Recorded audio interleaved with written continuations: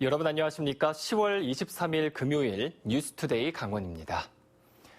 절기상 상강인 오늘 강원 산지와 일부 내륙 지역에 첫 한파주의보가 발효됐습니다. 오늘 아침 기온이 어제보다 10도 이상 떨어지면서 강원 산지와 철원, 화천, 양구에는 올 가을 들어 첫 한파주의보가 내려졌습니다. 특히 한파주의보가 내려진 지역에는 바람까지 강하게 불어 체감 온도는 더 낮겠습니다. 오늘 낮 최고 기온은 10도에서 16도 분포가 예상됩니다. 한편 강원지방기상청은 영서 북부 지역은 내일과 모레 얼음이 어는 곳도 있을 것으로 예상된다며 농작물과 건강관리에 각별한 주의를 당부했습니다. 전국에서 독감 백신 사망자가 잇따르고 있다는 소식 전해드린 바 있는데요. 춘천과 홍천에서도 어제 80대 어르신 2명이 숨졌습니다. 방역당국이 정확한 사망 원인을 파악하고 있는데 시민들의 불안감이 더욱 커지고 있습니다. 김상훈 기자가 취재했습니다.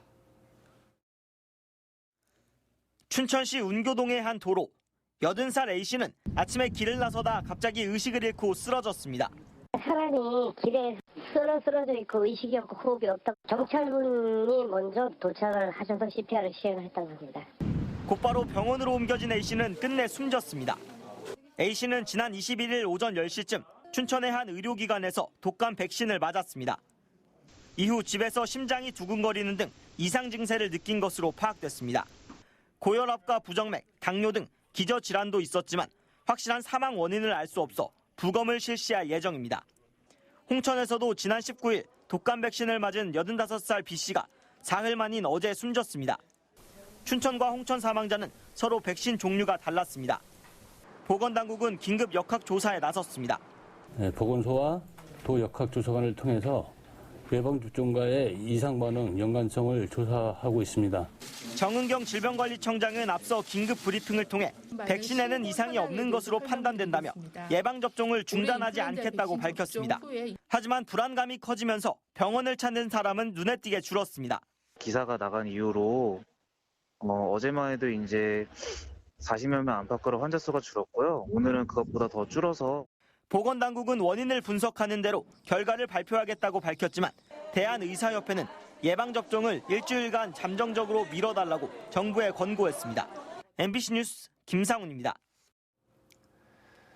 강원도의 중등교사 부족 현상이 심화되고 있습니다. 학생 수까지 감소하면서 교사 정원이 갈수록 줄어들고 있는데 인근 경기도는 해마다 강원도 교사를 빼내갈 궁리만 하고 있습니다. 강원 교단이 흔들리고 있는 건데요. 강화길 기자가 보도합니다. 교육부가 이달 초 가배정 통보한 내년 강원도 공립 중등교사 정원은 5,632명. 지난해보다 121명이나 줄었습니다. 지난해 최종적으로 60명이 줄었는데 이대로 확정되면 감소폭이 2배 늘어나 역대 최대가 됩니다. 발등에 불이 떨어진 강원도 교육청은 대책 마련에 나섰지만 뾰족한 수를 찾지 못하고 있습니다. 이런 와중에 다른 시도교육청에서 강원도 교사를 빼가려는 시도를 노골화하고 있습니다. 경기도교육청은 최근 전국에서 300명의 중등교사를 일방 전입하겠다는 계획을 발표했습니다.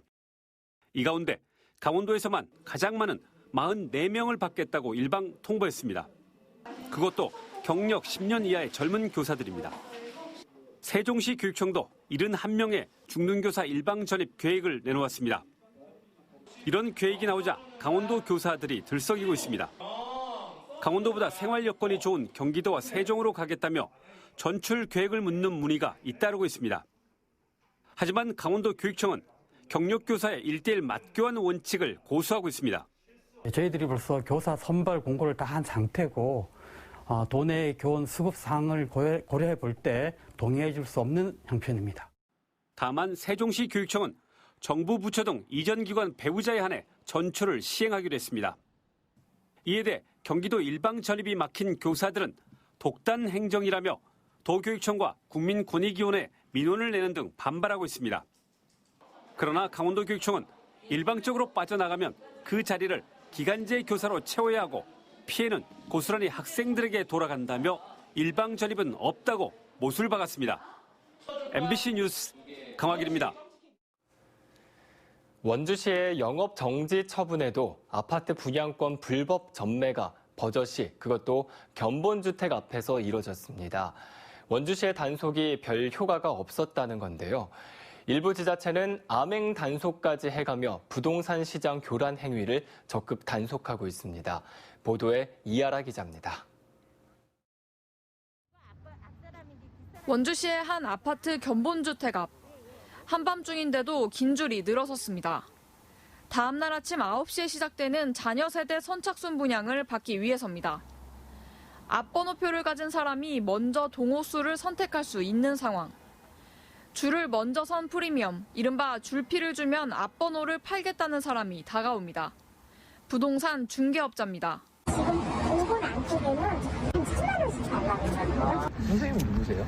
부동산이에요. 번호표를 판 사람에게는 웃돈 1,000만 원을, 브로커인 중개업자에게는 중개 명목으로 수수료를 달라고 요구합니다. 부동산 중개업자끼리 일부는 줄을 서고 일부는 매수자를 찾는 이른바 동업이 이루어지고 있는 겁니다. 앞에 부동산 사장님들이 줄을 먼저 다시 쓴 거야. 나는 내 손님을 맞추는 사람이고. 그래서 난 수수료 얼마 먹어요. 거래를 원하면 계약금부터 달라며 방법도 안내합니다. 그걸 일단 50이든 100이든 일단은 계약금을 주세요. 계약금을 주고 끝나고 나서 이제 뭐 프리미엄 주고 수수료 얼마 주고 그러면 돼요. 이 같은 행위가 벌어진 건 지난 9월 12일. 원주시가 불법 전매 알선 혐의로 중개업소 17곳을 적발해 영업정지 처분을 통보한 지 불과 4일밖에 안 지났는데 견본주택 앞에서 버젓이 불법 행위가 이뤄진 겁니다. 전주시가 최근 위장자미까지 해가며 아파트 분양권을 불법 전매한 매도자와 중개업자 200여 명을 적발한 것과는 대조적입니다. 전주시에 적발된 200여 명은 행정처분을 받은 건 물론 분양권 계약 취소 여부를 다투는 재판을 받고 있습니다. 법원 판결이 나면 법원에서 그 국토부로 통보를 해주면 국토부에서 각 지자체라든가 건설회사로 통보를 하면 거기서 분양권 취소를 하고 올해와 내년 원주에서 분양 예정인 1,500세대는 모두 전매 제한 대상입니다. 불법 전매로 인한 실수요자의 피해를 막기 위해선 원주시의 적극적인 대응이 필요해 보입니다. MBC 뉴스 이하라입니다. 경제적 사정이 어려운 계층에게는 문화예술, 여행, 체육활동 등을 돕는 문화누리카드가 지급되고 있습니다. 강원도는 쓸 곳이 마땅치 않아서 사용 실적이 상대적으로 저조했는데 올해는 코로나19 여파까지 더해지면서 사용이 위축되고 있습니다. 박은지 기자가 취재했습니다. 저소득층의 문화예술 활동 지원을 위한 문화누리카드 서비스는 매년 확대돼 2016년 5만 원에서 올해는 1인당 9만 원으로 늘었고 내년에는 10만 원까지 지원됩니다. 올해 코로나19로 관광과 문화예술 활동이 위축되면서 취약계층의 통합 문화 이용권인 문화누리카드 이용 실적도 감소한 것으로 나타났습니다. 올해 10월 기준 도내 문화누리카드를 발급받은 인원은 6만 1,100여 명으로 지난해 5만 7,500여 명보다 늘었습니다. 서비스 대상자의 99%가 카드를 발급받았는데 실제로 사용한 비율은 지난해 66%에서 올해 59%로 7%포인트가량 감소했습니다. 관광지가 많은 강원도 특성상 가맹점 40%가 숙박업소인데 축제 등 행사가 대거 취소됐고 볼만한 공연이나 스포츠 경기가 크게 줄었기 때문입니다. 강원문화재단에서는 외떨어진 곳에 살거나 거동이 불편한 이용자들을 위해 비대면 서비스를 도입했습니다. 책과 음반, 공예품, 운동기구 등 200여 가지 품목을 이용객이 주문하면 배달해주는 겁니다. 군소지역 같은 경우는 가맹점이 좀 없거나 있어도 이용할 수 있는 품목들이 좀 없어서 지역업체를 대상으로 해서 한 210개 품목을 준비를 해서 이용자분들이 그 품목을 보고 전화를 해서 이제 주문하는 형태로.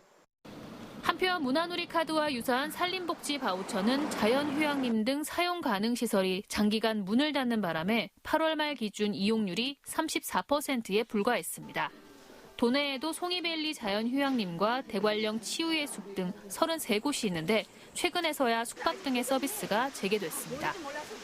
산림복지 바우처는 이달 말까지, 문화누리카드는 연말까지 사용할 수 있고 남은 금액은 모두 국고로 회수됩니다. MBC 뉴스 박은지입니다. 미시령 터널과 인접한 6개 시군 주민들에게 통행료가 전액 지원됩니다.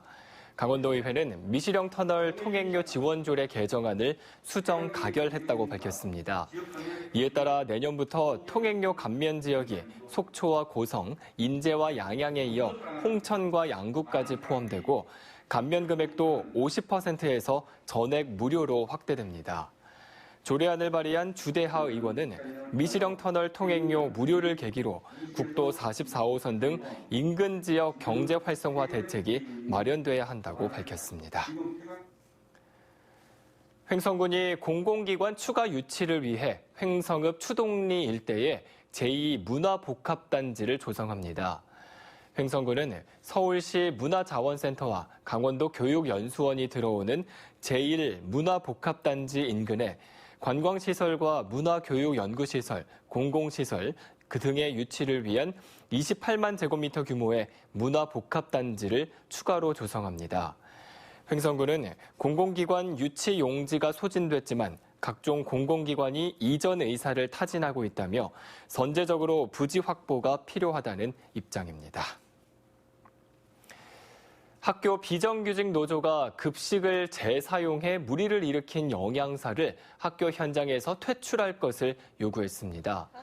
학교 비정규직 노조 강원지부는 원주교육지원청 앞에서 기자회견을 열고 원주의 한 중학교 영양사가 직장 내 괴롭힘 문제뿐 아니라 급식 자재 재활용으로 감사를 받았지만 휴직 상태로 여전히 학교 현장에 있다며 퇴출을 촉구했습니다. 해당 영양사는 지난 7월 조리실무사들의 폭로로 급식 재사용이 드러나 교육청 감사를 받았으며 오늘 최종 징계 수위가 결정될 예정입니다. 정부가 해양 환경 오염을 줄이기 위해 생분해성 친환경 어구를 보급하고 있지만 실적은 저조한 것으로 나타났습니다.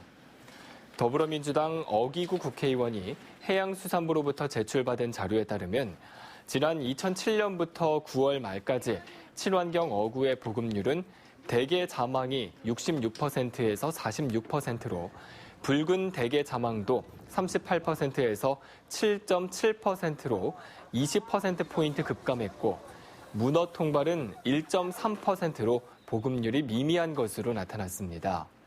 이는 친환경 어구가 상대적으로 높은 가격에 비해 사용 기간이 짧고 어구 성능에 대한 신뢰성이 부족하기 때문으로 분석됐습니다. 신라시대 자장율사가 창건한 정선 정암사가 창건 1375년을 맞아 오는 25일 계산대제와 합동위령제를 봉행합니다. 정암사는 오는 25일 창건 1375주년 계산대제와 합동위령제를 봉행하고 국태민안과 우순풍조 등의 기원이라는 자장율사의 수만호탑 조성의의를 되새기고 호국 영령과 코로나19로 지친 국민을 위로할 계획입니다. 정암사는 석가모니 진신사리가 있는 국내 5대 정멸보궁이자 올해 국보 332호로 지정된 수만호탑이 있는 곳입니다.